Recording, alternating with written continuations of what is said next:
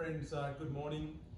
Welcome to our Good Friday service this morning. It's the hardest day in the Christian calendar and we're in really hard times as we gather. I want to say welcome to people from Double Bay, to people from King's Cross and to people from Bondi. It's great to have you with us as we're gathered apart. Each time we gather in Wayside, we acknowledge country. So when we're in Bondi, we acknowledge the Gadigal, Bidjigal and Birrabirragal clans, the people who traditionally occupy the Sydney coast where we now are, and we pay respects to elders past, present and future. Lord, may your work be done in reconciliation and in justice. The other thing we always do as well in Bondi is light a Christ candle. So as we gather,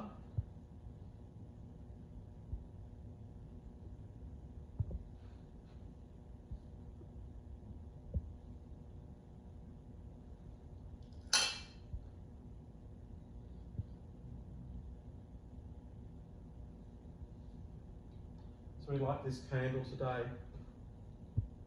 remembering that love costs. So what we do on Good Friday is we read Psalm 22, because that's what Jesus yelled out from the cross. Do you remember? What he said was, my God, why have you forsaken me? But he had no other way of saying, read Psalm 22, because they were not marked off in a numeral way. So if he wanted us to read Psalm 23, he would have said, the Lord's my shepherd. But he said, my God, why have you forsaken me? And it couldn't have been a clearer instruction to read Psalm 22. So that's what we're doing this morning. First little section, my God, why have you forsaken me? Why are you so far from saving me, so far from the words of my groaning? Oh my God, I cry out to you by day, but you do not answer, by night, and I am not silent. So the question is, did God turn his back on Jesus at this time? What do you reckon? I would have held to that, you know, like if I'm being honest, there's a time in my life when I would have held to that God was turning his back on Jesus because Jesus was bearing my sins and the sins of the world. And I would have held to that theology. I don't anymore. A lot of great theologians do, and they talk about the cry of dereliction, as if the Father couldn't look on the Son, so he turned his back. I think the message of the Psalm is precisely the opposite, that the Father is right there. And for me, I most powerfully learned this at the deathbed of my son, when I would have given anything in the world to have jumped into his bed and be the one to lose my life and let him live his life. And it showed me where was the Father while the innocent is suffering.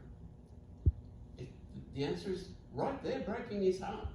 This is the most agonizing intimacy you could ever believe, and it answers the question, where's God when the innocent suffer? And the answer is right there, breaking his heart.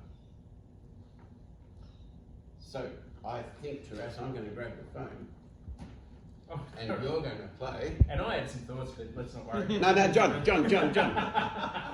You keep going, John. Go, mate, go. Isn't this also a text for our times? You know, isn't that the cry that we say? Where are you? You know, where is God? And I think that's the cry that can emerge from ourselves, that comes out of the utter misery of being alone and disconnected from humans. I think it's a cry that says, "Where's God?" And also, as we walk through the text, it says, "Everyone's abandoned me." And I think it's not a chicken or an egg type of situation. It really is both. Is if you're not connected with people, you can naturally, it's really hard to find God in that space, because we know that where we gather together, there is something special that happens in our midst, and a presence that is deeply present is revealed to us through that time as well. And we do ascribe these words and we put them generally at this time on the lips of Jesus through this period, you know, as we read of his time on the cross. So it very much like what you said too, Graham, is when we ask, where is God? when we cry out in our worst moments, we also know that there is one with us in that pain and in that suffering. And so in our worst moments, it is a tangible reminder that this is not something that was experienced without Jesus alongside us. Yeah. Thanks. We're happy to move to Taras. Let's go to Taras. Now, if you're listening, Taras is going to play this beautiful hymn, and for those who get the email, I'll include the words to this hymn so that you can view this later on and sing with him. But for the minute, just soak in the tune because it's just beautiful. Thanks, Trevor.